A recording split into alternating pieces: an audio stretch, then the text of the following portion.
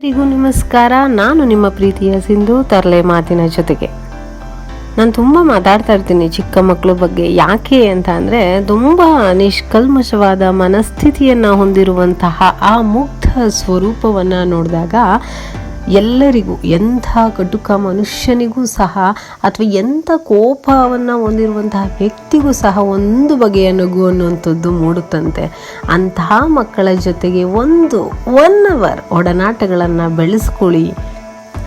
ನೀವು ಚಿಕ್ಕವರಿದ್ದಾಗ ಹೇಗೆಲ್ಲ ಇರ್ತಿದ್ರಿ ಅನ್ನೋಂಥದ್ದನ್ನು ನೆನಪುಗಳನ್ನು ಮಾಡ್ಕೊಳ್ಳಿ. ಖುಷಿ ಅನ್ನೋದು ಬೇರೆಲ್ಲೂ ಇರಲ್ಲ ರೀ, ನಿಮ್ಮೊಳಗೆ ಇರುತ್ತೆ. ಆ ಖುಷಿಯನ್ನು ಹೊರತೆಗಿಬೇಕಾದ್ರೆ ನಿಮ್ಮ ಬಾಲ್ಯದ ಸ್ಥಿತಿಗಳನ್ನು, ಆ ಘಟನೆಗಳನ್ನು, ಆ ಅನುಭವಗಳನ್ನು ಜೀವಿಸಿ. ದಯಮಾಡಿ ನಿಮ್ಮ ಆ ಅನುಭವಗಳನ್ನು ಸಹ ಬೇರೆಯವರ ಜೊತೆ ಹಂಚ್ಕೊಳ್ಳಿ ಅಂತ ಹೇಳ್ತಾ ನನ್ನ ಮಾತನ್ನು ಮುಗಿಸ್ತಾ ಇದ್ದೀನಿ. ಧನ್ಯವಾದಗಳು.